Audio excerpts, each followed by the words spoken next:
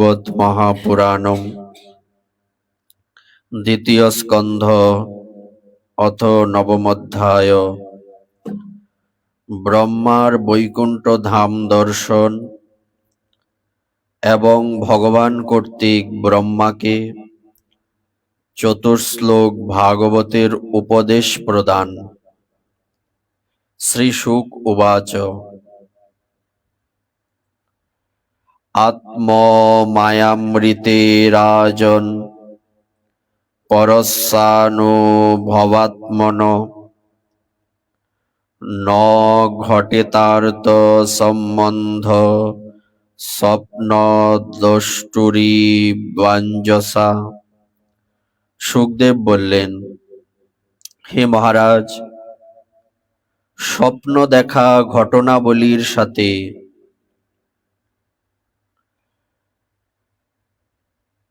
স্বপ্নদ্রষ্টার যেমন কোনো সম্বন্ধ থাকে না, সেই রকমই দেহাতীত অনুভবস্বরূপ আত্মার দৃশ্যমান বস্তুর সাথে কোনো সম্বন্ধই থাকে না।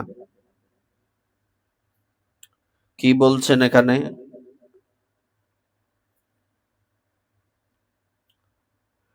স্বপ্ন দর্শন করলে স্বপ্নে আমরা যা দেখলাম সেই বিষয় ঘুম থেকে জাগলে মিথ্যা হয়ে যায়।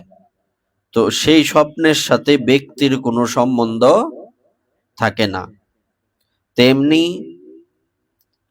এই পৃথিবীর যে দৃশ্যমান বিষয়বস্তু, যা কিছু আমাদের সামনে দেখা যাচ্ছে, এই সব বস্তুর সাথে কোনো সম্বন্ধই আমাদের নেই। দৃষ্টান্তটা কেমন দিলেন? যে স্বপ্ন দেখা বিষয়ের সাথে যিনি স্বপ্ন দেখেছেন তার কোনো সম্পর্ক থাকে না, কিন্তু মনে হচ্ছে, যখন স্বপ্ন দেখি আমরা তখন মনে হয় ওটাই সত্য, ওটাই বাস্তব, তখন আমরা বুঝতে পারি না। তো মায়াটা হচ্ছে এরকম।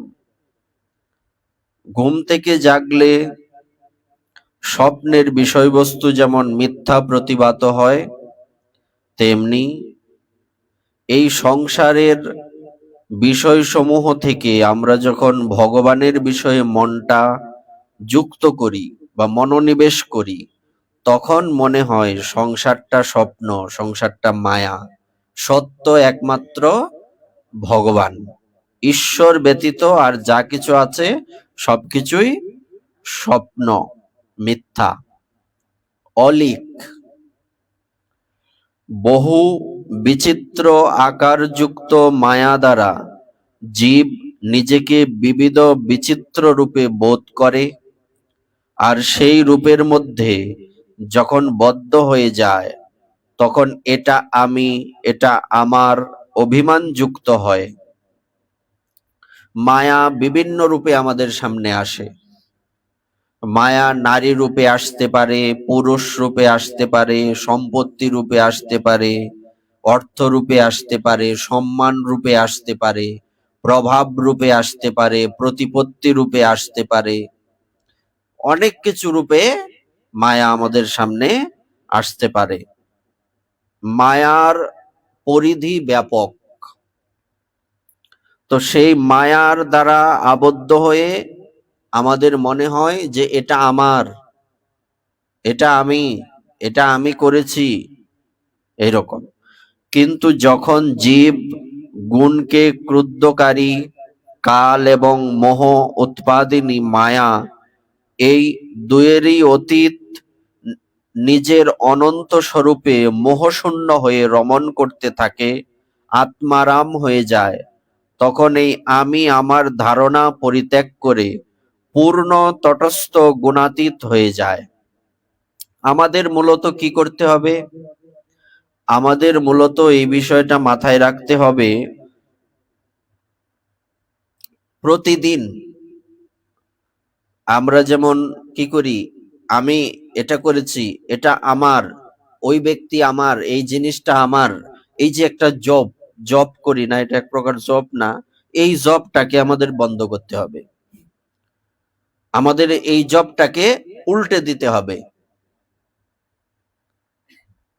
যেমন আমরা শ্রী গুরুদেবকে দেখতাম, উনি কখনোই আমি শব্দ উচ্চারণ করতেন না, উনি বলতেন আমাদের।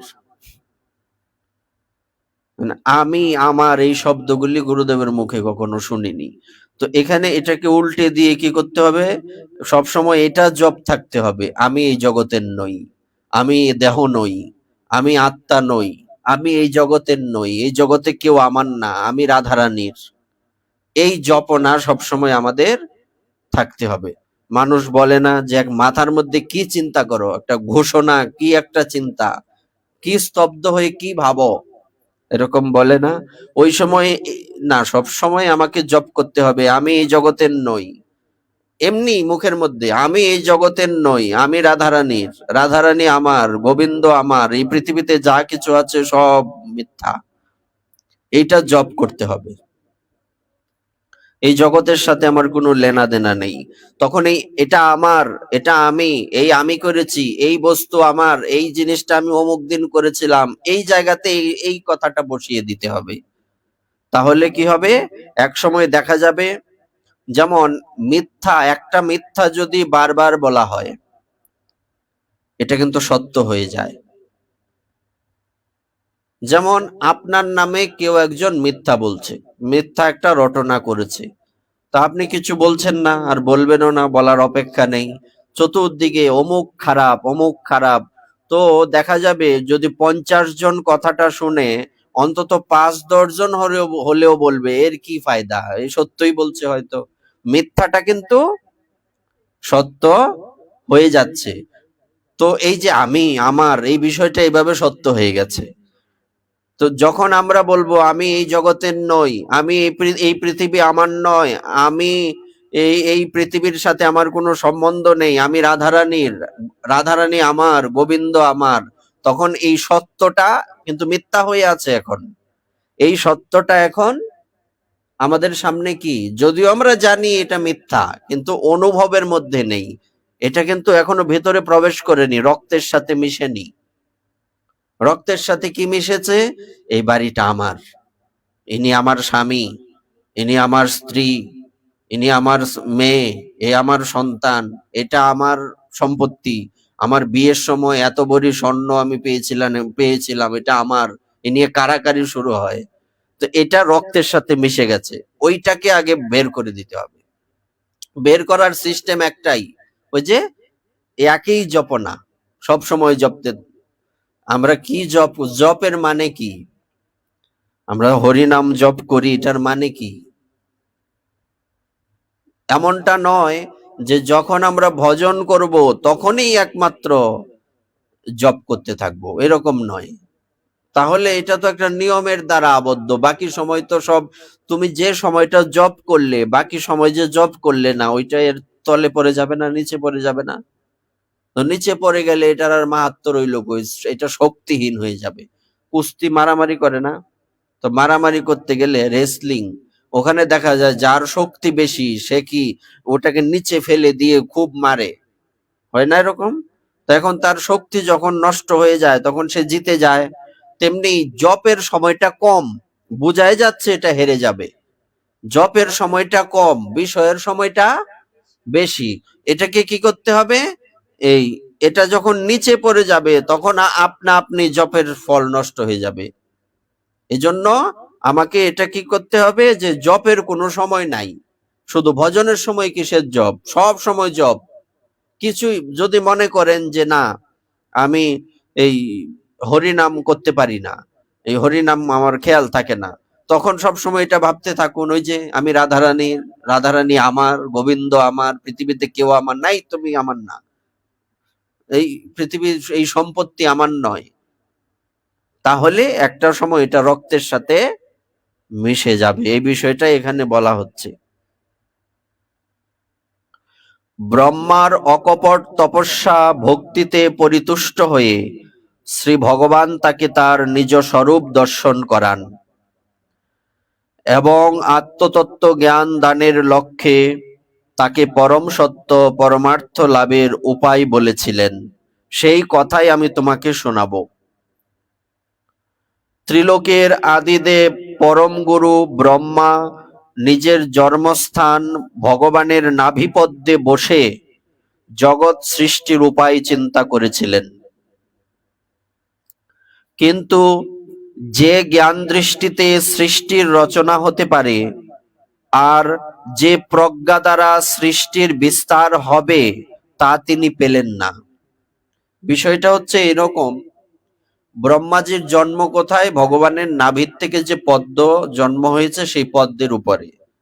এখানে বসে বসে এই ব্রহ্মা সাধারণ ব্যক্তি নন, ইনি আদি গুরু, আদি পিতা। নাকি মনু মহারাজেরও তো পিতা ব্রহ্মা, তো আদি পিতা কে? তাহলে উনি সকলের দাদু। যদি আমরা মনু মহারাজকে আমাদের আদি পিতা স্বীকার করি, তো ব্রহ্মাজি কি? দাদু। তার মানে পরম গুরুদেব। বলছে কিনা কথাটা এখানে? হ্যাঁ, দাদু কাকে? পরম গুরুদেবকেই তো আমরা দাদু। তো এটা বাবা দাদু এইসব গুরুদেবের সাথে সম্পর্ক না, এটা হচ্ছে বাইরের একটা সম্পর্ক।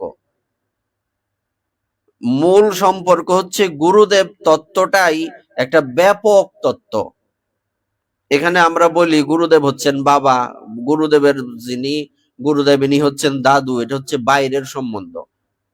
এই জন্য আমাদের যে পূর্ব সময়ের আচার্যগণ, ওখানে ওনাদের জীবনীতে বাবা শব্দ আছে। ওখানে দেখবেন গুরু মহারাজ, গুরুদেব, প্রভু, আচার্যপাদ এইসব উচ্চারণ করতেন। বাবা বলতে শোনা যায় না। বাবা শব্দটা পরে আসছে। কেন বাবা? তাহলে কি বাবা বলা ভুল? ভুল না। বাবা বলে আমরা একটা সম্বন্ধ তৈরি করার চেষ্টা করি, তাহলে কাছাকাছি হয়। গুরুদেব, আচার্যদেব, প্রভু কেমন একটা দূরে দূরে মনে হয়, কিন্তু বাবা ডাকলে কাছে মনে হয়। কিন্তু এটা শুধু মনে হয় পর্যন্তই শেষ, আমরা কিন্তু অনুভব করতে পারি না। এই জন্য বাবা আসছে আর কি। কিন্তু মূলত গুরু তত্ত্বটা হচ্ছে সর্বব্যাপক তত্ত্ব। এটা কোনো সামান্য বাবার মধ্যে গুরুদেবকে আটকে রাখলে হবে না। এজন্যই গুরু মাতা, গুরু পিতা, গুরু হন পতি, গুরু বিনা এ সংসারে নাহি আর গতি। এটার অর্থ হচ্ছে এই, গুরুদেব শুধু বাবা না, গুরুদেব সব। তো এখানে সেই ব্রহ্মাজি ইনি আদি গুরু, তারপরেও উনি ওই পদ্ম ফুলের উপরে বসে চিন্তা করছেন কিভাবে সৃষ্টি করা যায়, উনি খুঁজে পেলেন না। বিষয়টা কি সামান্য মনে হয়? সৃষ্টিকর্তা ব্রহ্মা খুঁজে পাচ্ছেন না যে উনি কি সৃষ্টি করবেন, কিভাবে সৃষ্টি করবেন, উনার কি দায়িত্ব উনি জানেন না। এটা কি সামান্য? এটা বিশেষ। তো যেখানে একটা কথা বলে হাতি ঘোড়া গেল তল, পিঁপড়া বলে কত জল। ব্রহ্মার মতো ব্যক্তি, উনি সবার আদি, আদি পিতারও পিতা মানে দাদু। ওই জন্য বলছে পিতামহ ব্রহ্মা, বলে কিনা? তো সেই পিতামহ ব্রহ্মা বুঝতে পাচ্ছেন না উনার জন্ম কেন হলো। আর আমরা মশারা কত কিছু করি, আমরা কি বলি, এই কত অহংকার করি আমরা। তাহলে এই বিষয়টা যদি আমাদের কারো মধ্যে একবার ঢুকে যায়, অহংকার কোথার থেকে আসবে? ব্রহ্মারই তো বেল নাই। বেল আছে, এই যে বলছে এখানে সৃষ্টির বিস্তার হবে কিভাবে তা তিনি খুঁজে পেলেন না। এই রকম চিন্তা করতে করতে একদিন সেই প্রলয়কালীন সমুদ্রের মধ্যে তিনি ব্যঞ্জন বর্ণের ষোড়শ এবং একবিংশতিতম ত ও প, ত হচ্ছে 16 নম্বর আর 21তম হচ্ছে প, হিসাব করলে ক ক, হ্যাঁ, এই দুটি বর্ণ তপ, ত প কি হলো? তপ মানে তপস্যা করো। এই শব্দ প্রথম শব্দ কি? তো দ্বিতীয় শব্দ হচ্ছে প, ক খ আগে আসেনি। এই রকম দুবার শুনতে পেলেন। হে পরীক্ষিত, পণ্ডিতগণ এই তপস্যাকেই নিষ্কাম ভক্তগণের পরম ধন বলে মান্য করেন। তপস্যা মূলত জীবের কি বলছে এখানে? পরম ধন। আর আমাদের ধন কি?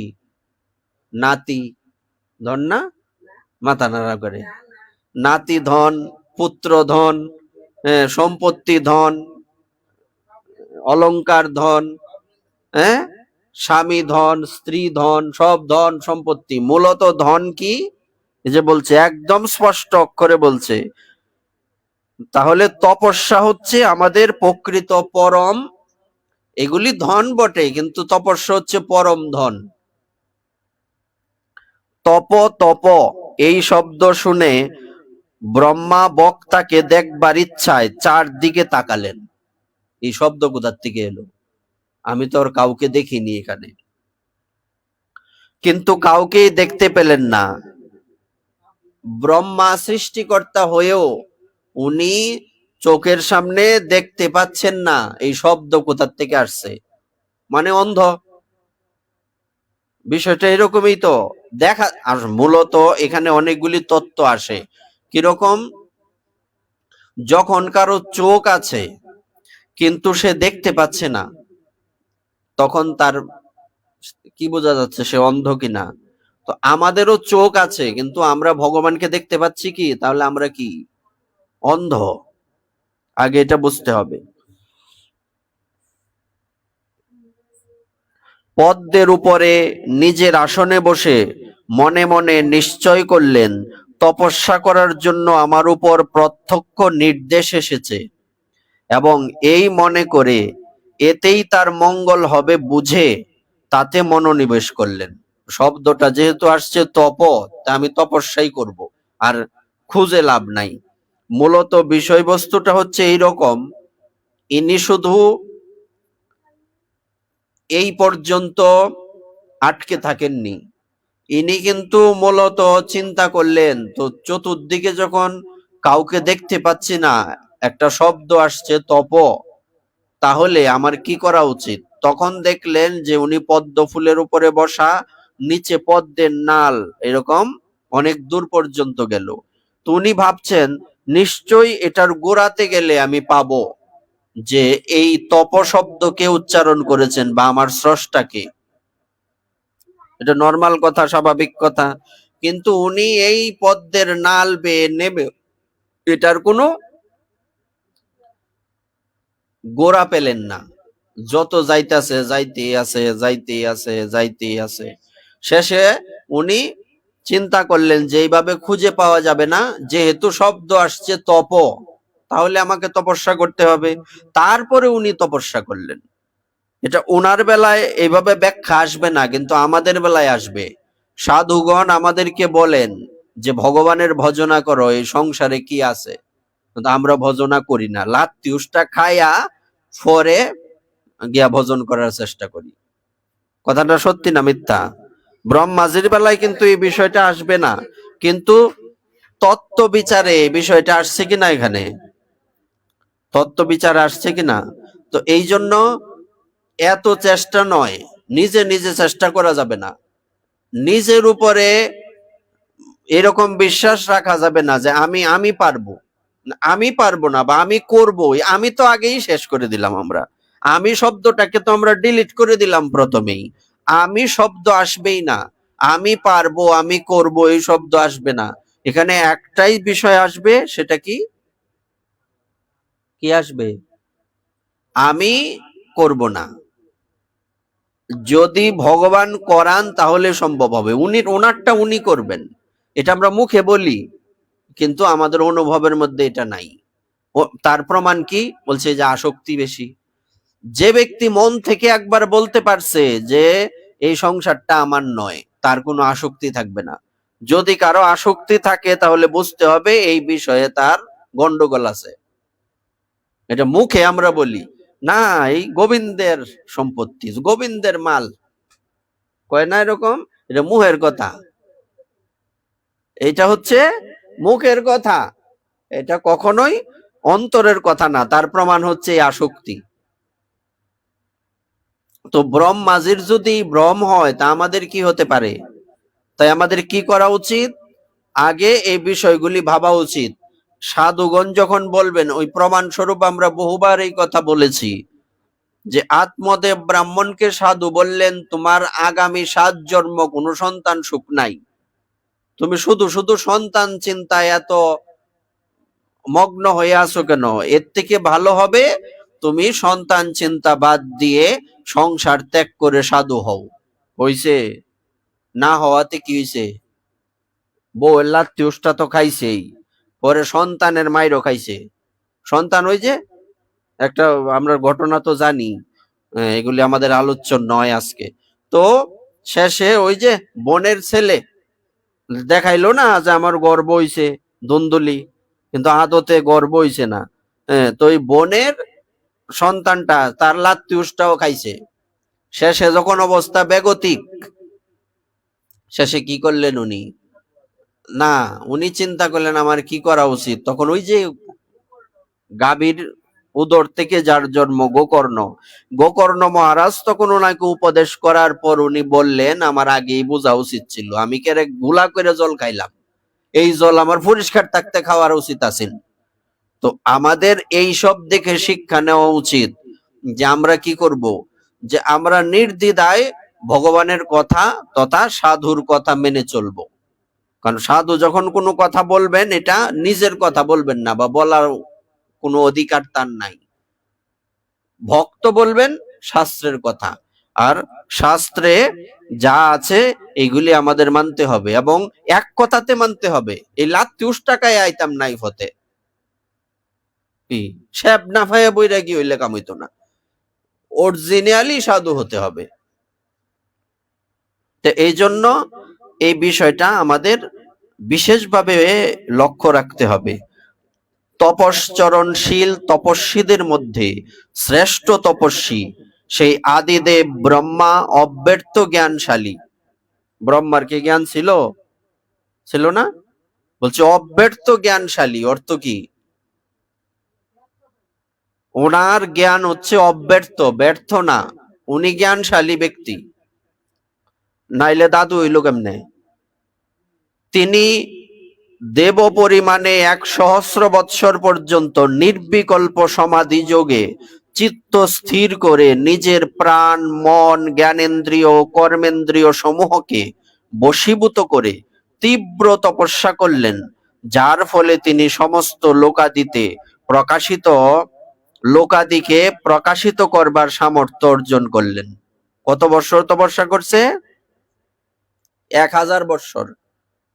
আমাদের হিসাবে না, দেবতাদের হিসাবে 1000 বৎসর। যেমন আমাদের একদিন, দেবলোকের 1 বৎসর, তাইলে 1000 বৎসর কতদিন হবে হিসাব করেন তো। সেই এত বৎসর উনি তপস্যা করেছেন।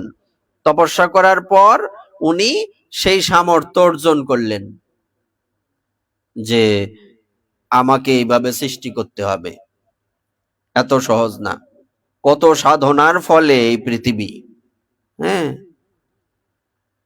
সেই তপস্যায় তুষ্ট হয়ে শ্রী ভগবান নিজের সর্বশ্রেষ্ঠ ধাম, যেখানে ক্লেশ, মোহ, ভয় নেই, সেই ধামের একবার মাত্র দর্শন সৌভাগ্যে দেবতারা বারবার তার স্তুতি করেন, দর্শন করালেন।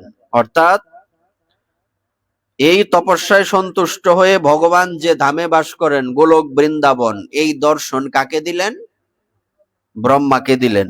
আর যেই জায়গার দর্শন করার জন্য দেবতারা ভগবানের পিছে স্তুতি করতে থাকে, সব সময় লেগে আছে, সেই ভগবত ধামে রজ ও তম গুণের প্রভাব নেই। সেখানে রজতম গুণের প্রভাব নেই, এবং রজ ও তমগুণ মিশ্র সত্য গুণও সেখানে কার্যকরী হয় না। অর্থাৎ শুদ্ধ সত্য ওখানে আছে, বিশুদ্ধ সত্য। একটা হচ্ছে সত্য গুণ আছে, কিন্তু সত্য গুণের মধ্যে রজতম মিশ্রিত, এটা অ্যালাউ হবে না, এটাকে অ্যালাউ করা হবে না। অরিজিনালি সত্য গুণ থাকতে হবে। এটা যেদিন কমপ্লিট হবে, ওই দিন আমাদের সাধন ভজন পূর্ণ হবে, এর আগে না। একে বলে বিশুদ্ধ সত্য। কালের প্রভাব সেখানে কুণ্ঠিত। জায়গার নাম হচ্ছে বৈকুণ্ঠ, নাকি? বৈকুণ্ঠ মানে যেখানে কোনো কুণ্ঠা নাই। মায়া অর্থাৎ ত্রিগুণা প্রকৃতি সেখানে থাকতে পারে না। তাহলে মায়ার সহচররাই বা কি করে সেখানে থাকবে? মায়া থাকতে পারে বৈকুণ্ঠে? যারা মায়ার দ্বারা আবদ্ধ তারা কি করে বৈকুণ্ঠে থাকবে? এটা তো স্বাভাবিক কথা।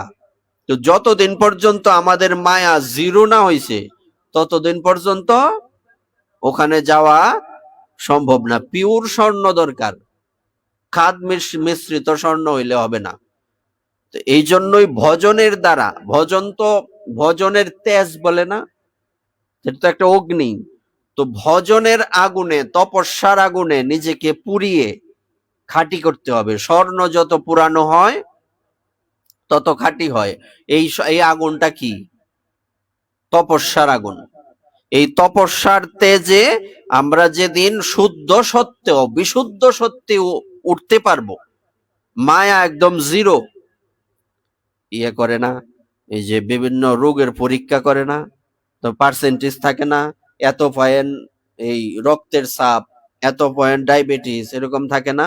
তো 0 পয়েন্ট যেদিন ওই মাপ, ওখানেও তো মাপবে, অনেক তো ওই জায়গায় একটা সুন্দর মেশিন আছে।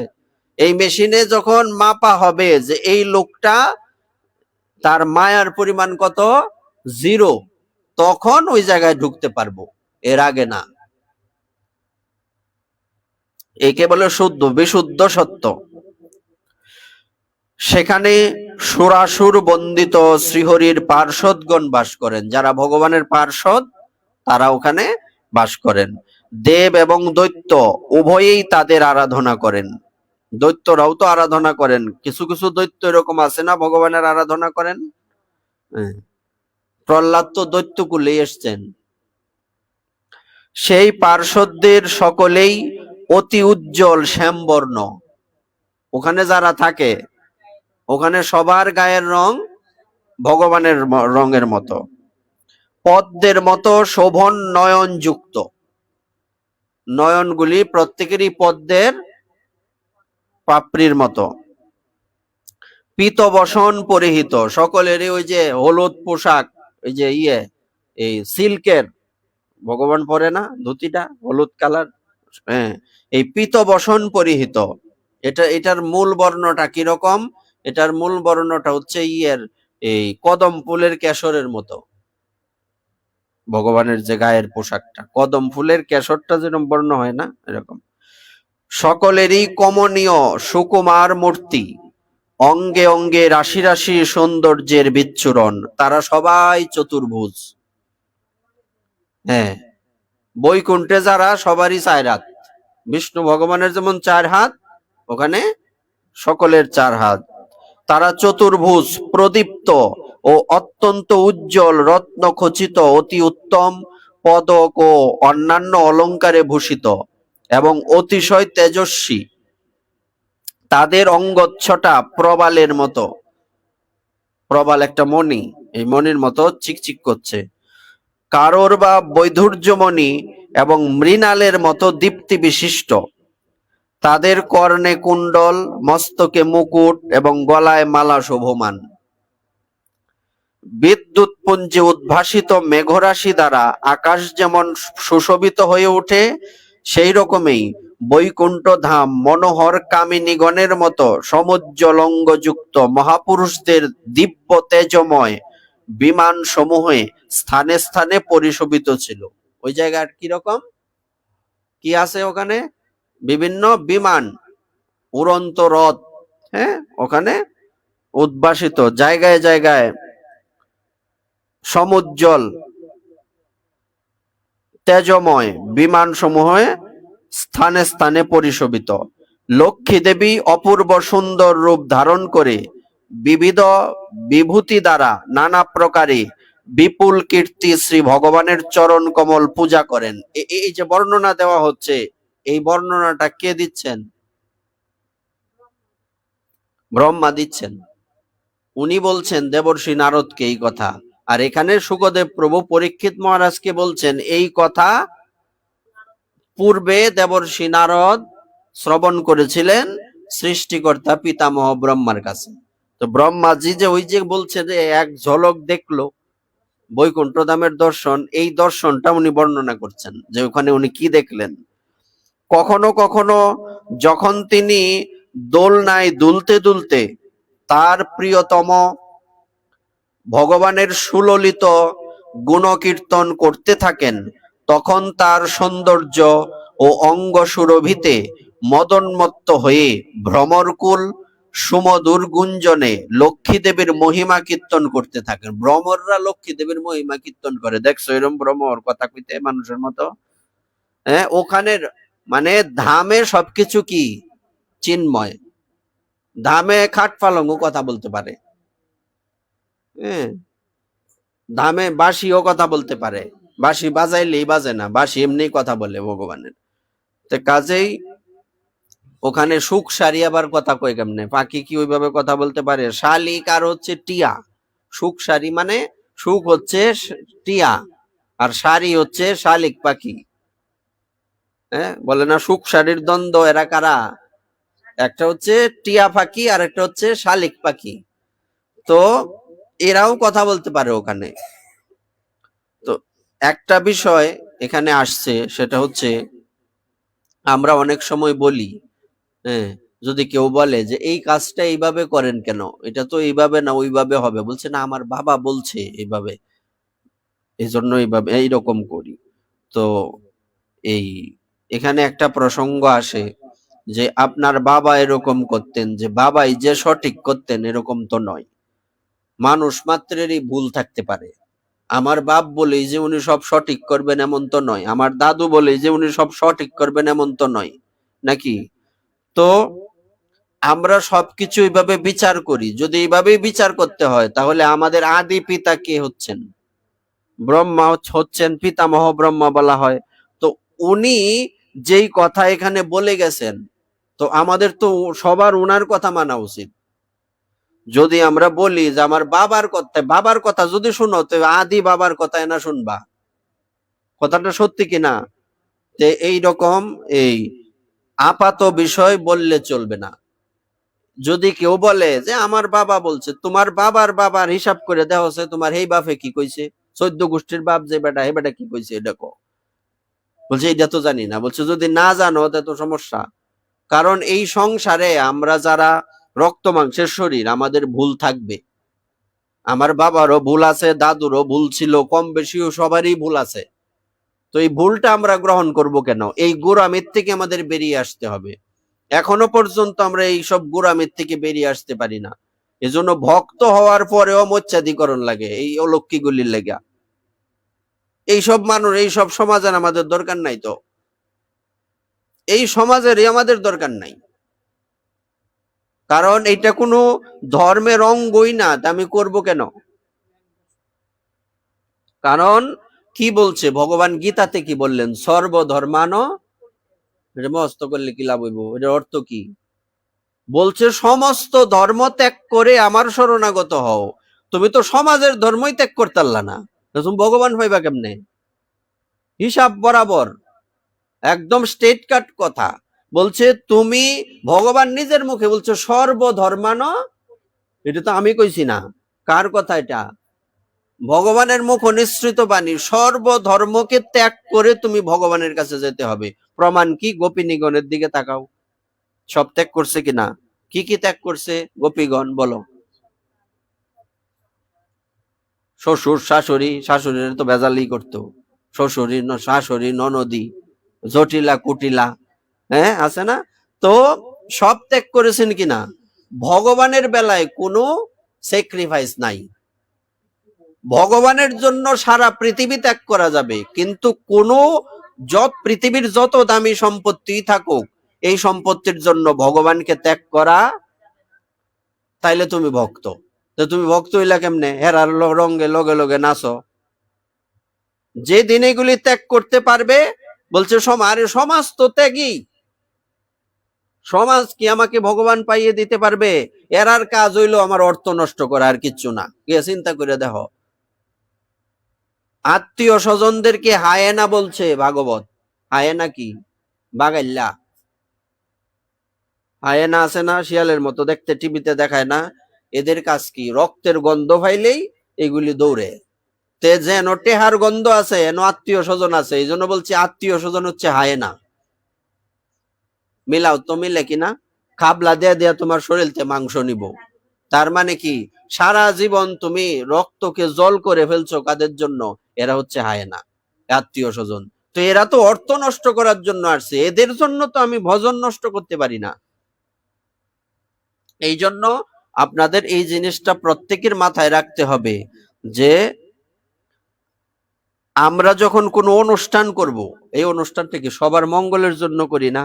যে মঙ্গলের জন্য করতে গিয়ে যদি এই এই সমস্ত পশু বা পাখিদের রক্তে চতুর্দিক ভেসে যায়, তো আমার যে মঙ্গলের রাস্তাটা ফিসলা হয়ে যেত কেনা? ফিসলা হইব কিনা? রক্ত দেখলে তো, একটু রক্ত দেখলে আমরা 3 মাইল ঘুরে যাই। তো রক্তে ভাসাই লাইতেছো তুমি, এই জায়গাটা একটা তুমি ভগবানের মঙ্গলের লেগে যাইবা? ফাগলা কুত্তা কামড়াইছে নাকি তোমারে? হ্যাঁ, এটা তো স্বাভাবিক যে আমি আমার মঙ্গলের জন্য একটা অন্নপ্রাশন হোক, বিবাহ হোক, একটা অনুষ্ঠান করছি। এই মঙ্গল করতে গিয়া আমার জীবনটাকে আমি ফিসলা বানাই লাইতেছি এদের রক্তে। আমার কোনোদিন এই রাস্তা পার হওয়া সম্ভব নয়। এই জন্য তো সংসারে অত অশান্তি, এই জন্য তো সংসারে এত অশান্তি। তাই কেউ এই কথা বলবেন না, এই আমার বাপে করছে, বাপে করলে এই বাপের কথা মনে হয়, বাপে কি কইতাছে? হ্যাঁ, তো সিরিয়ালে তো বাপ তো এই জায়গাতেই যা, তো হে বেটা কি করলো এটা শুনো। তাই এই বিষয়ে সম্পূর্ণ প্রতিবাদ, এবং আমাদেরকে এইগুলির থেকে বিরত থাকতে হবে, যা আমরা এইসবের মধ্যে নাই। তাইলে যদি বাঁচতে পারো, ত্যাগ তো ত্যাগেই, যদি ত্যাগের মার্গে আইসো, ভোগের চিন্তা করো, তার মানে তুমি জানোই না এই পথে কেন আসতে হয়, আবেগে আয় পড়ছো। আমি তো সব বুঝাই আইছি। কেন গোপীগণ কি বুঝে আসেননি যে গোবিন্দকে ভালোবাসলে আমার সব ত্যাগ করতে হবে? জানেননি? গোবিন্দ কতবার বলছে বাড়ি চলে যাও, এখানে কি করতে আসছো? পরর হাসলীলার মধ্যে আছে কিনা? এত রাত্রের বাজে তোমার 12, 1টা, 2টা, তোমরা এখানে কি করতে আসছো? তোমাদের বাড়িতে স্বামী আছে, সন্তান আছে, তোমাদের এই কি বলে শ্বশুর শাশুড়ি আছে, তাদের সেবা করো, যাও। ওনারা চলে গেছিলেন, ভগবান বলছে চলে যাও, ভগবানের কথা তো তারা মানেননি। কেন? আমাদের উদ্দেশ্য তো তোমাকে সন্তুষ্ট করা। তো তোমারে সন্তুষ্ট করতে গিয়া তোমার কথা না মানলে সমস্যা নাই, হিসাব হইছে?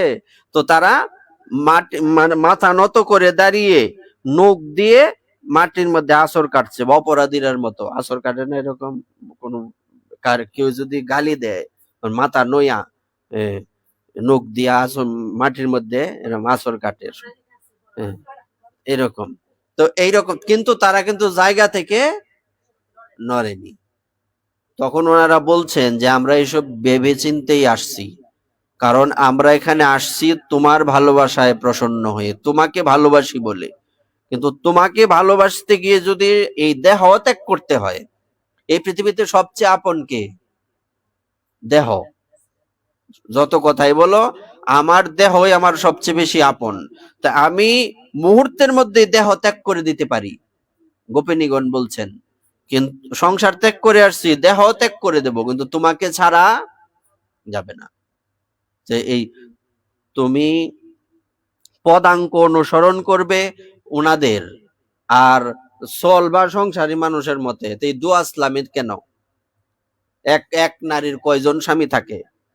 আমি যখন আশ্রয় গ্রহণ করব, এক গোবিন্দের চরণে আশ্রয় গ্রহণ করব, সবার কথা যদি আমি মানি, তাইলে যত জনের কথা মানবা ওইটা করে আমার জামাই আছে, কি মানবা? বিষয়টা কি মানা যায়? তাহলে আমার কুলোটা বলা হবে। আশ্রয় একমাত্র গোবিন্দ, আর কেউ আশ্রয় নাই। তো এই জন্য আমি সমাজ ত্যাগ করে দেব, আমার এই সমাজের দরকার নাই, সমাজ আমাকে এক করে দেব, কিন্তু শাস্ত্রের বাইরে আমি কোনো কর্ম, এই পরিস্থিতি এখন আর নাই। এক করে দেওয়ার যে ব্যবস্থা আছে এখন, কেউ করতে পারবে না। কারণ কিভাবে হবে? এখন চাইলেও মানুষ এক কাউকে করতে পারবে না। 2-3 ফ্যামিলির সাথেও সম্বন্ধ নষ্ট থাকতে পারে, আবার কিছুদিন পরে ঠিক হয়ে যাবে। আগের যে কঠোর নিয়ম ছিল এই নিয়ম এখন আর খাটবে না সমাজে, যদি বা খাটেও। আর এখন মানুষের সমাজের দরকার কি? একটা মানুষ, 60টা মানুষ ঘরের মধ্যে মৃত, 3-4 দিন চলে গেছে, আশেপাশের মানুষের কোনো খবর নাই। রংপুরে আছে, প্রতিবেশী কি এক প্রতিবেশী আরেক প্রতিবেশীর গিয়ে জিজ্ঞেস করে ভালো আছে না মন্দ আছে? নাই জগতের মধ্যে। মন্দিরের মধ্যে একটা কুত্তাও আয় না, মানুষ হইব দূরের কথা। একটা জোয়ার দেওয়ার মানুষ পাওয়া যায় না, বেয়াদব মহিলাগুলি আশেপাশে সব আছে। এই সব প্রতিবেশী দিয়ে আমি করি কি? কি মা তুমি বলো, এই প্রতিবেশী দিয়ে আমরা করি কি? আমাদের তো এই প্রতিবেশীর দরকার নাই। তো কাজেই এদেরকে খাওয়ানোর জন্য তুমি তোমার সারা জীবনের ভজন নষ্ট করতেছো। কত বড় মূর্খ তুমি! কি সত্যি না মিথ্যা? এদের খাওয়ার জন্যই তো অত আয়োজন করছো। সাতদের মধ্যে ওই 20 জন 40 জন, আর মোচ্চাদের মতো এই রাক্ষসের বাচ্চা গণ, সব রাক্ষসের বাচ্চা এগুলি। এই জন্য আমাদের কি করতে হবে? আমি যখন গোবিন্দের আশ্রয় নিছি, সারা পৃথিবী আমার কাছে তুচ্ছ। তাই সাবধান, নাইলে একটা সময় দেখা যাবে আফসোস করার আমাদের সময় থাকবে না। তাহলে যদি বাবার কথা মানতে হয়, তো ব্রহ্মা যে বাবা আছে, দাদুর কথা মানতে হবে। এছাড়া যদি কেউ বলে, তাইলে ওই কথা ধরাই দিবা। আচ্ছা, ভগবানের সুললিত গুণ কীর্তন, না কোন জায়গায় ছিলাম আমরা?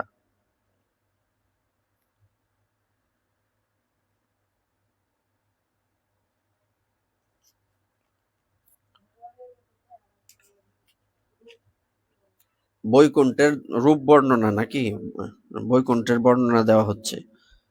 আচ্ছা, ভগবানের সুললিত গুণ কীর্তন করতে থাকেন, তখন তার সৌন্দর্য ও অঙ্গ সুরভিতে মদনমত্ত হয়ে ভ্রমরকুল সুমধুর গুঞ্জনে লক্ষ্মী দেবীর মহিমা কীর্তন করতে থাকেন। এই পর্যন্ত ছিলাম আমরা। ব্রহ্মা সেই বৈকুণ্ঠ লোকে সমস্ত ভগবত ভক্তদের রক্ষক শ্রীপতি, যজ্ঞেশ্বর এবং বিশ্বপতি ভগবানকে বিরাজমান দেখলেন। তিনি আরো দেখলেন যে সুনন্দ, নন্দ, প্রবল, অর্হন প্রমুখ শ্রেষ্ঠ পার্ষদগণ তাদের প্রভুর সেবা করছেন। তার মুখকমল সুপ্রসন্ন হাস্যে ও আরক্ত নয়নে শোভিত, মনোমুগ্ধকর মধুর অমৃত তুল্য হর্ষোৎপাদক তার চোখের দৃষ্টি। মনে হয় যেন নিজ ভক্তগণের প্রতি অনুগ্রহ করার জন্য সর্বদাই উন্মুখ। মস্তকে কিরীট, মাথার মধ্যে কিরীট, কর্ণে কুণ্ডল, পীতবসন পরিহিত, চতুর্ভুজ শ্রী ভগবানের বক্ষস্থলে সুবর্ণ রেখাসম শ্রী লক্ষ্মী দেবী বিরাজিতা। ভগবানের বক্ষস্থলে সুবর্ণ রেখার মতো লক্ষ্মী দেবী বিরাজিতা আছেন। তিনি সর্বোত্তম বহুমূল্য সিংহাসনে উপবিষ্ট। পুরুষ, প্রকৃতি, মহত্তত্ব, অহংকার, মন, দশেন্দ্রিয়, শব্দাদি, পঞ্চতন্মাত্র এবং পঞ্চভূত মূর্তিধারী এই 25 শক্তি দ্বারা তিনি পরিবেষ্টিত হয়ে বিরাজমান। সমগ্র ঐশ্বর্য, ধর্ম, কীর্তি, শ্রী, জ্ঞান ও বৈরাগ্য এই 6টি নিত্যসিদ্ধ স্বরূপভূত শক্তি তার সঙ্গে সততই যুক্ত রয়েছে। এর বাইরে আর কোথাও এই শক্তি নিত্য স্থিত থাকে না। ঐশ্বর্য, বীর্য, শ্রী, জ্ঞান, বৈরাগ্য, যশ এইগুলি কি সবার মধ্যে পূর্ণরূপে আছে? হ্যাঁ, কেউ টেহা থাকলে দেখতে কালা, নাকি কেউ দেখতে সুন্দর কিন্তু গরিব? হ্যাঁ, তাই না? কেউ দেখতে সুন্দর, টাকা আছে, কিন্তু শক্তি নাই, লড়েতে সরে না, বিছনাত পড়ে রয়েছে। আছে না? না এরকম? হ্যাঁ, তারপর যশ, কারো টাকা পয়সা আছে, এই কি বলে দেহের সৌন্দর্য আছে, শক্তিও আছে, কিন্তু তার কোনো যশ নাই, মানুষে অপযশ করে, লোক দেখতে পারে না মানুষে। আছে না এরকম? তারপরে জ্ঞান, কারো টাকা আছে, তারপরে এই আর কি সৌন্দর্য, হ্যাঁ, যশ, সবকিছু আছে, কিন্তু জ্ঞান নাই, মূর্খ, লেখাপড়াও জানে না। আছে না নাই? আবার কারো কারো এই পাঁচটাই আছে, কিন্তু বৈরাগ্য নাই ভিতরে, অক্ষরে কামুর্দা বই রয়েছে ইয়ের মতো, এই টেহা টেহা ছাড়ে না, হ্যাঁ, জোকের মতো কামুর্দা বই, মরার আগে ছাড়তো না। হ্যাঁ, তো সব আছে কিন্তু বৈরাগ্য নাই। অর্থাৎ এই সরগুণ একমাত্র কার কাছে আছে? আমাদের কারো মধ্যে সরগুণ পূর্ণরূপে নাই। সেই সর্বেশ্বর প্রভু নিজের স্বরূপেই সর্বদা পরমানন্দিত রয়েছেন। সেই ভগবত দর্শনজনিত আহ্লাদে আপ্লুত অন্তঃকরণ, হর্ষান্বিত কলেবর, প্রেমাবেগে অশ্রুপূর্ণ নয়ন ব্রহ্মা কেবলমাত্র পরমহংস নিবৃত্তি মার্গ দ্বারা লভ্য শ্রী ভগবানের চরণ কমলে অবনত মস্তকে প্রণাম করলেন। মানে কান্না করতে করতে আনন্দে ব্রহ্মাজি তখন, কয়টা মাথা ব্রহ্মার? হ্যাঁ,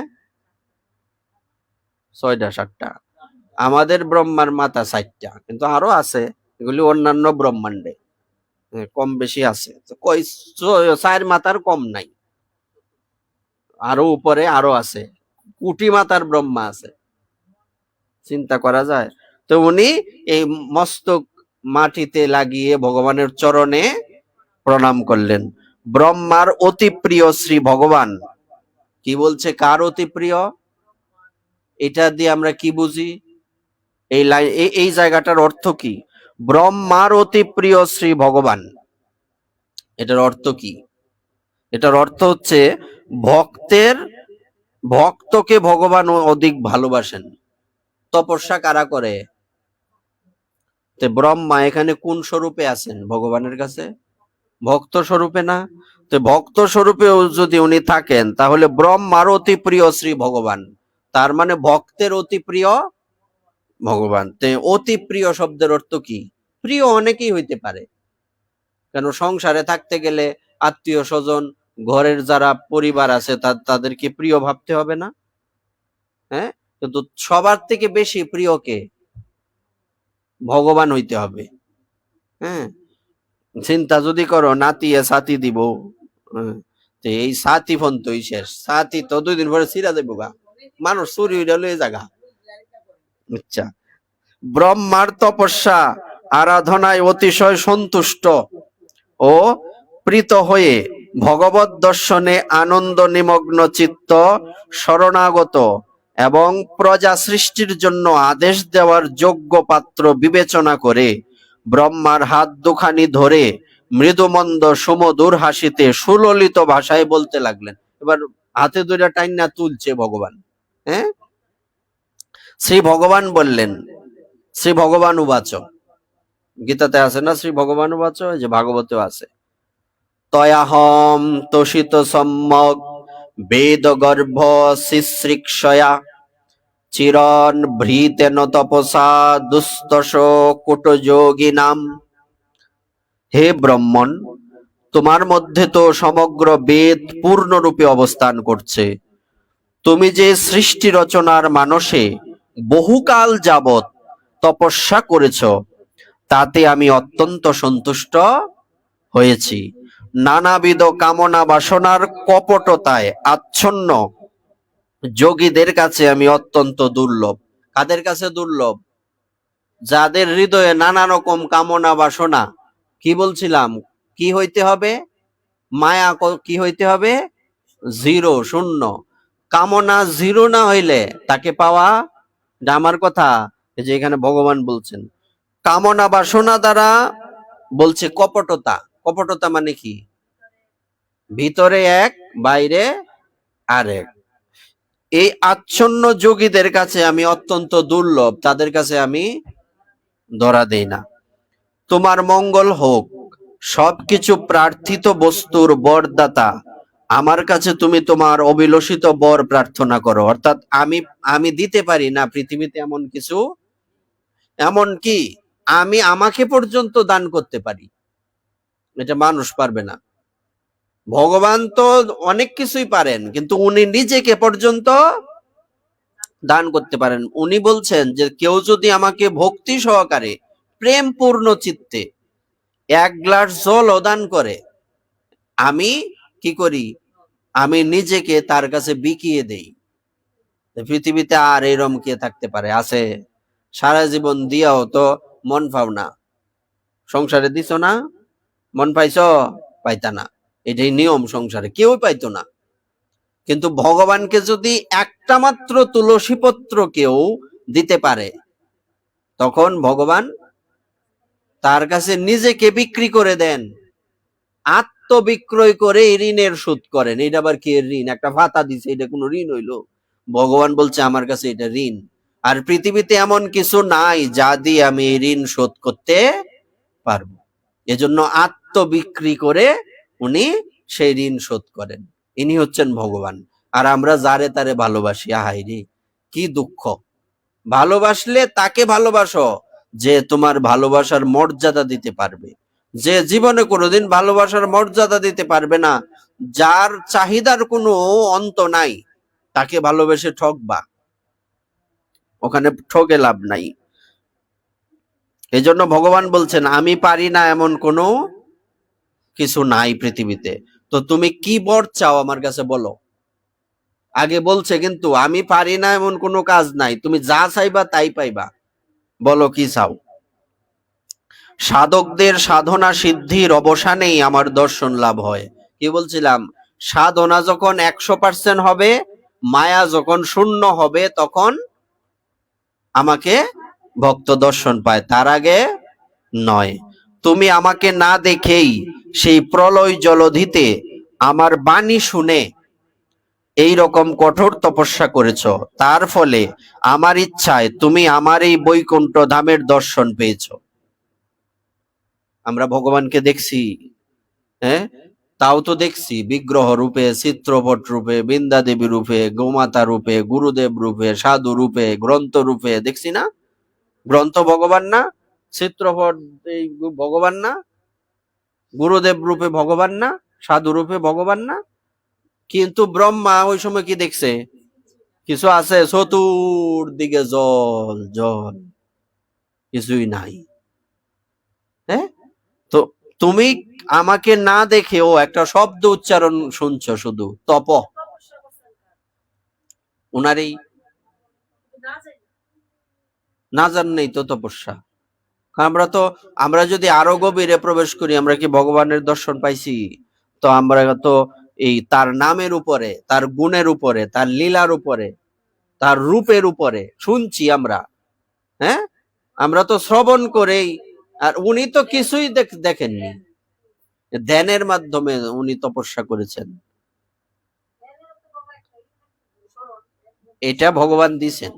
তপ যখন বলছেন, আমরা এখানে তো এত বিস্তারিত লেখলে 1,00,000 শ্লোকেও শেষ হবে না, ঠিক আছে না? তো এই জন্য এখানে প্রত্যেকটা শব্দ হচ্ছে সূত্রাকারে দেওয়া। এই তপ শব্দ শুধু শব্দ না, এখানে বলা হয়ে থাকে যে ভগবান প্রথম ওই সময় ব্রহ্মাকে দীক্ষা দিলেন। প্রশ্ন করাতে কথাটা আসছে, প্রথম দীক্ষা দিলেন ব্রহ্মাকে ভগবান, কিন্তু দেখে নয়, শব্দের মাধ্যমে, শুধু ব্যক্তি দেখা হয়নি। তারপর উনি, নাহলে ধ্যানের কথা তো সত্য, নাহলে ধ্যানের স্বরূপ পেলেন কিভাবে? ধ্যান কিভাবে করবে? হ্যাঁ, সেই সময় সৃষ্টি রচনার ব্যাপারে তুমি কিং কর্তব্য বিমূঢ় ছিলে। কিং কর্তব্য বিমূঢ় কি? এটার অর্থ কি? কিং কর্তব্য বিমূঢ়, কি করব বুঝতে পারি না, বলে না যে আমি যে কি সিদ্ধান্ত নিব বুঝতে পারছি না, একে বলে কিং কর্তব্য বিমূঢ়। এরকম ছিলেন না ব্রহ্মা প্রথমে? ছিলেন কিনা? কারণ উনি তো জানেন আরে আমি কে, আমার কি করা উচিত, আমার জন্ম এখানে কেন, আমি মানুষটাই দেখতে কি, এটা কিসের রূপ, উনি তো কিছুই জানেন না তখন, তাই না? সেই জন্য আমি তোমাকে তপস্যায় প্রবর্তিত করেছি, সেই জন্য আমি তোমাকে তপস্যা করতে বলেছি। কারণ হে অনঘ, তপস্যা আমার হৃদয়, আর আমি স্বয়ং তপস্যার আত্মা। তপস্যা হচ্ছে ভগবানের হৃদয়। আর সেই তপস্যার তো আত্মা ছাড়া কি দেহের মূল্য আছে? ভগবানই যদি না থাকে তপস্যা দিয়ে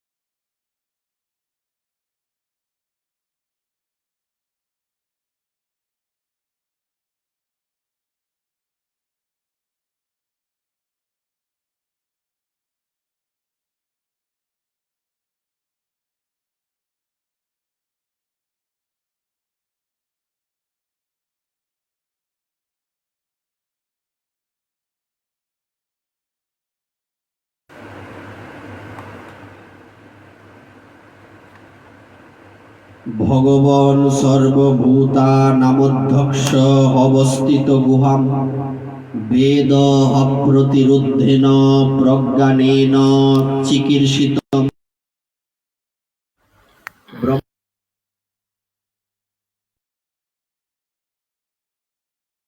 অন্তঃকরণে সাক্ষী রূপে বিরাজমান রয়েছেন। সমস্ত প্রাণীর অন্তঃকরণ মানে কি? কি রূপে আছেন? সাক্ষী রূপে বিরাজমান।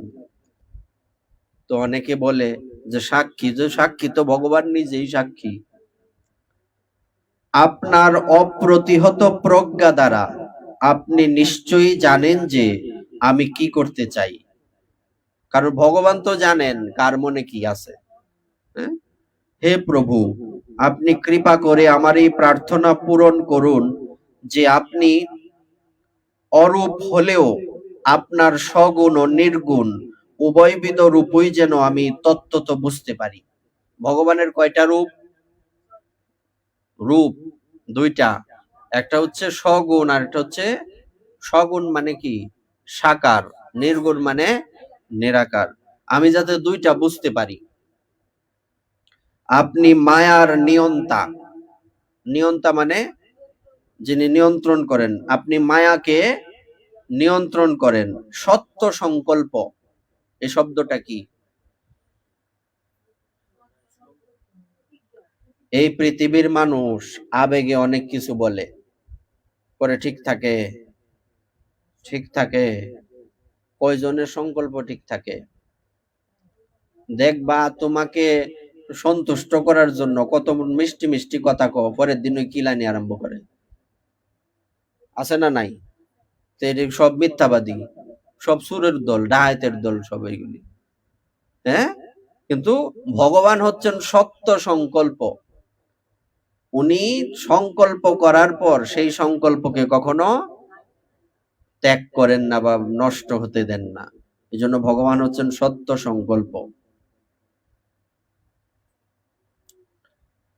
মাকড়সা যেমন নিজের দেহের থেকে লালা নির্গত করে তন্তু বিস্তার করে এবং পরে নিজের মধ্যেই সেই তন্তু অন্তর্হিত করে নেয়, আপনিও তেমনি নিজ যোগমায়া সহযোগে নানা শক্তি সমন্বিত বিবিধ রূপে বিশ্বকে সৃষ্টি, পালন এবং পরিশেষে সংহার করার জন্য নিজেকেই অনেক রূপে প্রকাশিত করে ক্রীড়া করেন। সুন্দর না কথাটা? আপনি কিভাবে এই সৃষ্টি স্থিতি সংহারের লীলা খেলা করেন, এই তত্ত্ব যাতে আমি বুঝতে পারি, সেই মনীষা বা বুদ্ধি আমার মধ্যে নিহিত করুন। এই বুদ্ধি আমার মধ্যে আসো।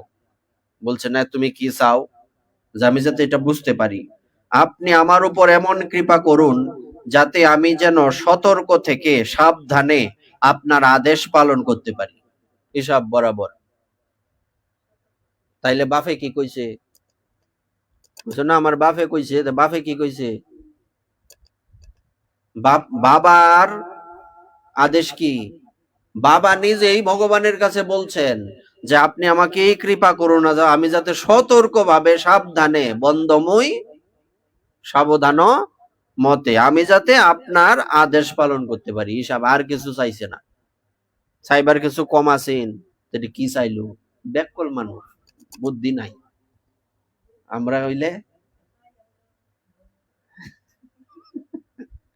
কিন্তু উনি কিছু চাইলেন না। কি চাইলেন? আমি যাতে সাবধানে সতর্কভাবে আপনার আদেশ পালন করতে পারি এবং প্রজা সৃষ্টি কর্মের মধ্যে অহংকারাদি কোনো কর্তৃত্ব বিমান যেন আমাকে স্পর্শ না করে। যে আমার আমার আমি আমি এটা যাতে আমার মধ্যে না থাকে। দেখছো শুরু কি দিয়ে হয়েছে আর বিশ্রাম হইতেছে কোন জায়গায় গিয়া। কত সুন্দর কথা বলছে যে আমিত্বকে আগে দূর করতে হবে। আমি আমার বলতে কোনো শব্দ নাই। ব্রহ্মা বলছেন আমি যাতে কোনো সময় এটা না বলি এটা আমার, এটা আমি সৃষ্টি করছি। আমরা মশা বলে, পিঁপড়া বলে, কত জোর হাতি গুড়া তো লয়ে যাইতেছে গা ভগবানের চরণে, আর আমরা মশা আর পিঁপড়া কি আরম্ভ করছি। হে প্রভু, আপনি সখার মতো আমার হাত ধরে আদর করেছেন, সুতরাং লোক সৃষ্টিরূপ আপনার আদেশ পালনে ব্যাপৃত থেকে যতদিন পর্যন্ত পূর্বকল্পের গুণ কর্ম অনুসারে উত্তম মধ্যম অধম রূপে প্রাণীগণকে বিভাগ করব, ততদিন যেন আমি কর্তা এইরকম অহংকার যুক্ত উৎকট গর্ব আমার না জন্মায়। আমি এই কর্মটা করছি, এই বুদ্ধি যাতে কখনো আমার মধ্যে। দেখছো বাবা কি বলছে? শ্রী ভগবান বললেন, অনুভব, প্রেমাভক্তি ও সাধনা সমন্বিত অতীব গোপনীয় আমার স্বরূপ জ্ঞান আমি তোমাকে উপদেশ করছি, গ্রহণ করো। এবার উপদেশ মানে বলছে না যে আপনি কিভাবে সৃষ্টি করেন, কিভাবে ধ্বংস করেন, কিভাবে পালন করেন, আপনার সগুণ নিরাকার কি সাকার কি এগুলি আমি জানতে চাই, বলছে না। আমার ব্যাপ্তি, আমার যা স্বরূপ লক্ষণ, আমার যত রূপ গুণ আর লীলা, আমার আশীর্বাদে সেই সকল তত্ত্ববিজ্ঞান তুমি উত্তম রূপে জানতে পারবে। সৃষ্টির পূর্বে মহাপ্রলয়ে কেবল আমিই ছিলাম। এবার তত্ত্ব বলা শুরু করলেন। সেই তত্ত্ব এটা এই চারটি শ্লোক বলে না, চতুর্শ্লোকী ভাগবত, শুনছো কোনোদিন কথাটা? সপ্তশ্লোকী গীতা, চতুর্শ্লোকী ভাগবত। গীতার 60টা শ্লোকের মাধ্যমে বাকি আরো শ্লোকগুলি আসছে, আর ভাগবতের মাত্র 4টা শ্লোকের থেকে 18,000 শ্লোক আসছে। এই 4টা শ্লোক হচ্ছে এখন ভগবান যেটা বলছেন, মন দিয়ে শোনো। এই 4টা শ্লোক মানে 18,000 শ্লোক। অহমেবা সমেবাগ্রে নান্যৎ ইয়ৎ সদসৎ পরম পশ্চাদহম ইয়তে তচ্চ জোহব শিষ্যতে সহস্মহম ঋতে হর্তম ইয়ৎ প্রতীয়ত ন প্রতীয়ত চাত্মনি তদ্বিদ্যাদাত্মনো মায়াম যথাহ ভাস যথাতম যথা মহান্তি ভূতানি ভূতেষু চাবচেষ্যুন প্রবিষ্টান্ন প্রবিষ্টানি তথা তেষু ন তেষহম এতাবদেব জিজ্ঞাসম তত্ত্ব জিজ্ঞাসনাহত্মন অন্যয় ব্যতিরেকাভ্যাম যৎ স্বাৎ সর্বত্র সর্বদা। এই 4টি শ্লোক হচ্ছে পুরো 18,000 শ্লোক ভাগবতের। কি বলছে? সৃষ্টির পূর্বে মহাপ্রলয়ে কেবল আমিই ছিলাম। সেই সময় আমি ছাড়া স্থূল সূক্ষ্ম আর স্থূল সূক্ষ্মের কারণ যে অজ্ঞান কিছুই ছিল না। এই সৃষ্টি যেখানে নেই সেখানেও কেবল আমিই আছি, যেখানে সৃষ্টি নাই ওখানেও আমি আছি। এবং এই সৃষ্টি রূপে যা কিছু দেখা যাচ্ছে তাও আমি, আবার যা কিছু অবশিষ্ট থাকবে তাও আমি। ভগবান ছাড়া কি আছে? তাহলে ভাগবতের প্রথম শ্লোকের অর্থ কি? আমি ছাড়া পৃথিবীতে কিছু নাই। শুধু পৃথিবীতে নয়, অনন্ত কোটি বিশ্ব ব্রহ্মাণ্ডের আগে মধ্যে পরে আমি ছাড়া আর, তাইলে ভালোবাসবার কারে? প্রথম শ্লোক হচ্ছে এটা। বাস্তবিক যেখানে যা নেই, অর্থাৎ যার অস্তিত্ব নেই, কিন্তু সেখানে একটা কিছু পদার্থের জ্ঞান হচ্ছে। যেমন দুটো চন্দ্র না থাকা সত্ত্বেও আকাশে এবং জলে প্রতিবিম্বিত রূপে দুটি চন্দ্র দেখা যায়, যদিও সেটি মিথ্যা। অথবা যা আছে, অর্থাৎ বিদ্যমান আছে, অথচ বোঝা যাচ্ছে না। যেমন আকাশে রাহু গ্রহ আছে, কিন্তু নক্ষত্র সমূহের মধ্যে রাহুর দর্শন হচ্ছে না। এই দুটো অবস্থায় অভাবনীয় ব্যাপার, একে আমার মায়া বলে জানবে। দুটো বিষয়, কত সুন্দর কথা বলছে দেখুন।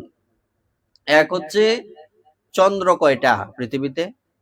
একটা। কখনো দুইটা দেখা যায় না। কোথায় দেখা যায়? জলের মধ্যে দেখা যায়। জলের মধ্যে চন্দ্র রয়েছেন, সেটা কি মিথ্যা না সত্য? এটাও আমি। ওই চন্দ্র আমি, ওই যে জলের মধ্যে দেখা যাচ্ছে ওইটাও আমি। যেমন গ্রহ, নবগ্রহ বলে না, রাহুও তো একটা গ্রহ নাকি? কেতু গ্রহ, এগুলি কি দেখা যায়? চাইলে আকাশে দেখা যায়? দেখা যায় না, কিন্তু আছে, এটাও আমি। হ্যাঁ, এটাও আমি।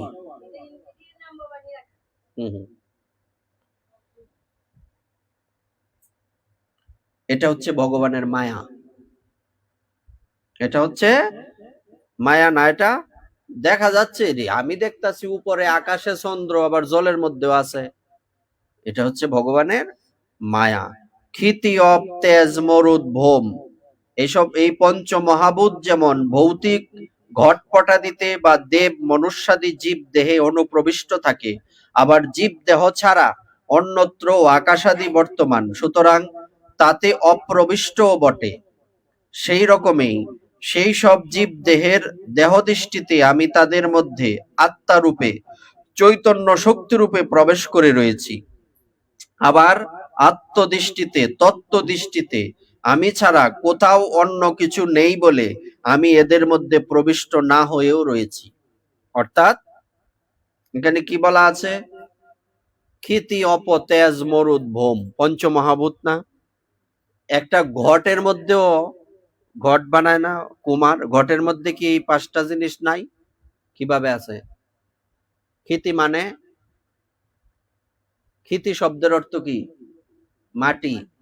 অপ মানে জল, তেজ মানে অগ্নি, মরুত মানে আকাশ না বাতাস, আর ভোম মানে আকাশ। তো এই পাঁচটা জিনিস কি একটা ঘটের মধ্যে নাই? আছে। কিভাবে আছে? মাটি দিয়ে বানাইছে। জল নাই, আগুন আছে না, বাতাস আছে না, আকাশ কই? খালি জায়গাটা হইলো আকাশ। খালি জায়গাটা হচ্ছে, খোলা জায়গাটাই তো আকাশ। কি বলে? খোলা আকাশের নিচে বলে কিনা, তো খালি জায়গার নামে আকাশ। এই পাঁচটা জিনিস ঘটের মধ্যেও আছে। এই জন্যই তো এই ঘট লাগে পূজার মধ্যে। অর্থ বুঝো? মিলাও তো, মিলে কিনা? এই ঘট কি, কিসের প্রতীক? এই ঘট হচ্ছে আমাদের দেহের প্রতীক। ঘটের উপর যে নারিকেল দেয় হইল আমরা মাথা। এই ঘটের উপরে কি দেয়? না, চাল দেওয়ার বিধান নাই, এটা আমাদের চতুর্দিকে দেয়। এগুলি আমরা দিতে দেখছো? চাল দেই। মুখ বন্ধ করে রাখলে আকাশ কই? কথাটা আগে বুঝতে হবে। যেমন এই ঘট, এই ঘটের উপরে আমরা কি দিই? আগো সবার উপরে দেখবা ঘটের উপরে এই ভগবানের যে তুলসী দেওয়া হয়, তাম্রপাত্র দেওয়া হয়। এই তাম্রপাত্রটা অনেক জায়গায় ঘটের উপরে দেওয়া হয়। এটার অর্থ কি? এটার উপরে ভগবানের চরণ থাকে। আমাদের যে মাথার উপরে এই জায়গায় তালুর মধ্যে একটা সহস্রদল পদ্ম রয়েছে, একে বলে সহস্রার। এই জায়গায়ও তো ভগবান আছেন। সবার উপরেও ভগবান আছে, সবার নিচেও ভগবান নাই কোন জায়গায়? তো এই ঘট হচ্ছে আমাদের কিসের প্রতীক? এই দেহের প্রতীক। তাই এই ঘট সমর্পণ করা মানে নিজেকে ঘট মন্ত্র করলে লাভ হইব কি? ঘটের মন্ত্র একদম স্পষ্ট উচ্চারণ মন্ত্র বললা, কিন্তু নিজেকে সঁপে দিতে পারোনি, তার মানে পূজা হয়নি। এই জন্য আগে বুঝতে হবে যে এইগুলি কোনো অনেক কিছু ব্যাপার আছে যেগুলি এইটা কোনো কথা উদ্ভট ব্যাপার। একটা মাটির ঘট বানায় এনে দিছে, এই ঘটটা হচ্ছে আমাদের দেহ। এই জন্য এখানে ভগবান বললেন এই ঘটের মধ্যে ভগবান নাই, আছে আছে না, আবার নাইও নাই। কিভাবে দেখতাছ? হ্যাঁ, ঘটের মধ্যে ভগবানটা দেখা যাইতাছে? আমাদের প্রত্যেকের শরীরে যে ভগবান আছে আমরা দেখতাছি, আছে আবার নাই। আমি সবকিছুর মধ্যে আছি, আবার কোনো কিছুর মধ্যেই নাই। এটা কিন্তু এই শ্লোক কিন্তু গীতাতেও আছে। তারপর কি বলছে? এটি ব্রহ্ম নয়, এটি ব্রহ্ম নয় এরকম ব্যতির এক পদ্ধতি, এবং এটি ব্রহ্ম এরকম অন্যয় পদ্ধতির দ্বারা এই সিদ্ধান্তই হয় যে সর্বাতীত সর্বস্বরূপ ভগবানই সর্বদা এবং সর্বত্র অবস্থিত আছেন। এটাই প্রকৃত তত্ত্ব। আত্মা বা পরমাত্মার তত্ত্ব জিজ্ঞাসুর এই তত্ত্বই জানা প্রয়োজন। আগে এই বিষয়টা জানা প্রয়োজন যে ভগবান সবকিছুর মধ্যে আছেন, আবার যেখানে এই জায়গায় ভগবান নেই, এইটা কোন অপবিত্র জায়গা, এই নয় ভগবান আছে। আছে না নাই? অপবিত্র জায়গায় ভগবান নাই? কিভাবে আছে? মহাপ্রভুর একটা লীলাতে আছে।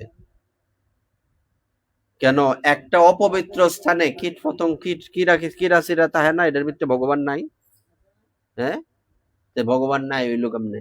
মহাপ্রভুর একটা এরকম লীলা আছে, দেখবেন যে ভগবান গিয়া যেখানে ওই যে রান্না করার পর, আগে তো মাটির হাড়িতে রান্না হইতো, আর মাটির জিনিসের বিধান কি? ব্যবহারের একবার ব্যবহার কইরা এটা আর ব্যবহার করা, এটা ব্যক্তিগত ব্যবহার করা যাইতে পারে, হবে না। কেন করতে পারো? করো, তুমি দইয়ে রাখিয়া দিবা, সমস্যা নাই। কিন্তু সিদ্ধান্ত অনুযায়ী যার মধ্যে জল প্রবিষ্ট হয় এটা প্রসাদী হয়ে গেল, এটা রাখবা কই? এটা আবার প্রসাদী হইব, এই জায়গা আবার মোচন লাগবো, তো না রাখাই ভালো। বোঝা গেছে কথাটা? এইটা হচ্ছে বিষয়। তো এই কথাটা কোথার থেকে আসছে? হ্যাঁ, মহাপ্রভু ওই যে প্রতিদিন রান্না করতো তো মাটির হাড়িতে, সচিমাতা রান্না করতেন, তো এই হাড়িগুলি যেখানে ফেলতেন মহাপ্রভু গিয়ে ওখানে বসে আছেন। তো উনি বুঝাচ্ছেন যে আমি সবকিছুর মধ্যেই, অপবিত্র জায়গাতেও আমি আছি। তাহলে সর্বময় ভগবান, এটাই সত্য। হে ব্রহ্মা, একাগ্র চিত্তে অবিচল সমাধি যোগের দ্বারা আমার এই পূর্বোক্ত সিদ্ধান্তের সম্যক অনুষ্ঠান করো। তাহলে কল্পে কল্পে নানাবিধ সৃষ্টিকর্মে ব্যাপৃত থেকেও কখনো মোহগ্রস্ত হবে না, কর্তৃত্ব বিমান হবে না। আজকে আমি একটা পোস্ট দিছিলাম, দেখছো? দেহ নাইডি, এগুলি বোঝার চেষ্টা করবা। কতগুলি লাইন শুধু লেখা নয়, এর মধ্যে অনেক কিছু আছে। যেমন একটা কথা এখানে আসছে যে অনেকে আমরা বলি যে লোকেরা হয়তো ঈর্ষাবশত আমাদের নিন্দা করে, কিন্তু প্রকৃত পক্ষে কেউ কি কারো নিন্দা করতে পারে? তাহলে তুমি যখন বলবে যে কেউ আমার নিন্দা করছে, তখন তোমার মধ্যে কর্তৃত্ব বিমানে আসেনি? আমাকে কেউ নিন্দা করছে মানে আমার গুণ আছে, তার মানে আমার মধ্যে কর্তৃত্ব বিমান আছে। কথাটা মিলছে নি? কথাটা বুঝতে কঠিন, কিন্তু সহজ ভাবে বুঝালে বোঝা যায়। কারণ যখন আমি বলবো যে কেউ আমার নিন্দা করে, তোমার কি নিন্দা করতো? তোমার কি গুণ আছে তোমার নিন্দা করব? তার মানে আমি যদি কাউকে নিন্দা করি তো ভগবানের নিন্দা হলো কিনা? হ্যাঁ, এই শ্লোকগুলি ওইটার সাথে মিলে কিনা? ভগবান সবকিছুর মধ্যে আছে, কোনো কিছুর মধ্যেই নাই। আবার ভগবান বলছেন সৃষ্টির আগেও আমি, সৃষ্টির পরেও আমি, সৃষ্টির মধ্যেও আমি, সৃষ্টি ছাড়াও আমি। তো ভগবান নাই কোন জায়গায়? তা তুমি কার বদনাম করতেছ? যদি কারো বদনাম করা হয়, কার বদনাম হচ্ছে? গুণ তো মানুষের নাই, গুণ কার? খারাপ গুণ তো ভগবানের থেকে সৃষ্টি হয়েছে। বদনাম করার কোনো মানেই নাই। হুম তাহলে আর আমাদের কি এই ভাবনা আসবে যে এটা আমার? তা তোমার লোকে আমার নিন্দা, তা আমার নিন্দা করবে কেমনে লোকে? আমার তো এই পৃথিবীতে কোনো অস্তিত্বই নাই। আমি সবকিছুর মধ্যেই আছি, আবার কোনো কিছুর মধ্যেই নাই। আত্মা কি? আত্মার তত্ত্ব আর ভগবানের তত্ত্বের মধ্যে পার্থক্য আছে। আত্মা সর্বব্যাপক, কিন্তু আত্মাকে কেউ দেখতে পারে? তা আমি যদি আত্মা হই, তে আমার কর্তৃত্ব বিমান থেকে আসবে? আমার নিন্দা কে করবে? আমার তো দেহেই না মানুষ। বলছে একটা চুলের অগ্রভাগের 10,000 ভাগের 1 ভাগ, এটা দেখতে পারে কেউ? তে আমার মানুষ নিন্দা করবে কিভাবে? বা আমি কার নিন্দা করব? সব কিছু তো এবার জগা খিচুড়ি হয়ে গেল, সব একাকার ভগবানের মধ্যে। সুতরাং এই তত্ত্ব যদি কারো মধ্যে একবার প্রবিষ্ট হয়ে যায়, সে কাউকে শত্রু ভাবতে পারবে? কোনোদিন সম্ভব নয়। শ্রী সুখদেব বললেন, জগৎ স্রষ্টা ব্রহ্মাকে এই রকম উপদেশ দিয়ে নিত্য সনাতন শ্রী ভগবান শ্রীহরি ব্রহ্মার সমক্ষেই নিজ রূপ অন্তর্হিত করলেন। তারপর উনি অদৃশ্য হয়ে গেলেন। সর্বভূত স্বরূপ ব্রহ্মা যখন দেখলেন যে শ্রী ভগবান তার ইন্দ্রিয় গ্রাহ্য স্বরূপকে তার চোখের সামনে থেকে সরিয়ে নিয়েছেন, তখন তিনি কৃতাঞ্জলি পুটে শ্রীহরিকে প্রণাম জানালেন এবং পূর্বকল্পের মতো বিশ্ব রচনা করলেন। ধর্মরক্ষক প্রজাপতি ব্রহ্মা একসময় জীবের হিত কামনায় স্বীয় উদ্দেশ্য সফল করার জন্য বিধিমতো যম নিয়মাদির অনুষ্ঠান করেছিলেন। সেই সময় তার পুত্রগণের মধ্যে প্রিয়তম পরম ভক্ত দেবর্ষি নারদ মায়াধীশ শ্রী ভগবানের মায়ার তত্ত্ব জানবার উদ্দেশ্যে সংযম, বিনয় ও শোভন স্বভাবরূপ গুণের দ্বারা পিতার সেবায় রত থেকে ব্রহ্মাকে পরিতুষ্ট করেছিলেন। হে মহারাজ পরীক্ষিত, দেবর্ষি নারদ যখন বুঝলেন পিতা তার প্রতি প্রসন্ন হয়েছেন, তখন নারদ ব্রহ্মার কাছে সেই প্রশ্নই করেছিলেন যে যে প্রশ্ন আজ তুমি আমাকে করেছ।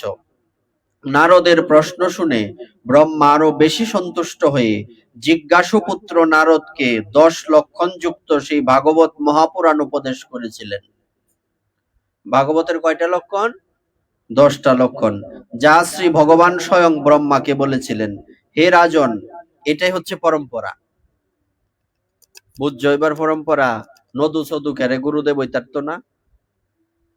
হ্যাঁ, এই যে পরম্পরা। ভগবান শ্রীকৃষ্ণ ব্রহ্মাকে বললেন, ব্রহ্মা বললেন দেবর্ষি নারদকে, দেবর্ষি নারদ ব্যাসদেবকে বললেন, ব্যাসদেব ওনার পুত্র সুখদেবকে বললেন, সুখদেব পরীক্ষিত মহারাজকে বললেন। এই যে পরম্পরা আসছে, এজন্য এই পরম্পরার সিরিয়াল না থাকলে সে গুরু হইতে পারবে না হিসাব বরাবর। যদি কেউ পরম্পরা ছাড়া মন্ত্র নেয়, আবার তার পরম্পরায় ঢুকতে হবে। পরম্পরা ছাড়া হবে না। একটু আগে এই মাইক্রোফোন আগেরটা বন্ধ হয়ে গেছে কেন? Connection fail. পরম্পরা ছাড়া কানেকশন ফেল। এখানে বাজে না। এখানে কি বাজে? আমার কানে তো বাজতাছে। আমি কি সাপ কইতাছি না ব্যাং? এটা আমার কানে কিন্তু আবার এই যে এখানে আসছে, এর নাম কানেকশন, এটার নাম পরম্পরা। তারপর কি বললেন? হে রাজন, আমার অমিত তেজা পিতা যখন সরস্বতী নদীর তীরে বসে নির্বিশেষ ব্রহ্ম ধ্যানমগ্ন ছিলেন, সেই সময় দেবর্ষি নারদ তাকে সেই ভাগবত বলেছিলেন। কাকে? ভগবান ব্যাসদেবকে। তুমি আমাকে জিজ্ঞাসা করেছো যে বিরাট পুরুষ থেকে এই জগতের উৎপত্তি কিভাবে হয়েছে। আমি শ্রীমৎ ভাগবত ব্যাখ্যা দ্বারা তোমার সেই প্রশ্নের এবং অন্যান্য প্রশ্নের উত্তর দেব। আস্তে আস্তে সমস্ত প্রশ্নের উত্তর এর দিকে তাকাবে, হের কাজে করো। তাহলে এটা আমরা কততম অধ্যায় দেখলাম? দ্বিতীয় স্কন্ধের 9ম অধ্যায়। তো দ্বিতীয় স্কন্ধের 10ম অধ্যায়ে কি বর্ণনা? বিশ্রাম তো দিতেই হবে। 10ম অধ্যায়ে ভাগবতের 10 লক্ষণ।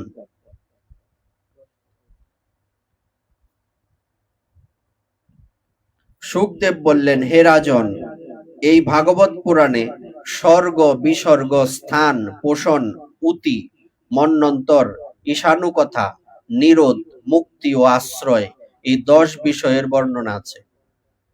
ভাগবতের লক্ষণ হচ্ছে এই 10টি। তো আমরা ভাগবতের লক্ষণ আগামীকালকে বিস্তারিত আলোচনা করব। অধ্যায়টা অনেক বড়, অনেক বড়। ভাগবতের 10 লক্ষণ আমরা আগামীকাল বিস্তারিত বলব, যে ভাগবতের মধ্যে কি আছে। আমরা তো 4টা শ্লোকের মাধ্যমে বুঝতে পারছি। 4টা শ্লোকের মাধ্যমে আমরা বুঝতে পারলাম যে কি এই ভাগবতের এই 4টা শ্লোক থেকে 18,000 শ্লোক এসেছে, তাই তো। আর পুরো ভাগবতের লক্ষণ হচ্ছে 10টা। এটা আমরা আগামীকাল জানবো। শ্রী গুরু নিতাই গৌর সীতানাথ প্রেমানন্দে। জয় জয় শ্রী রাধে শ্যাম।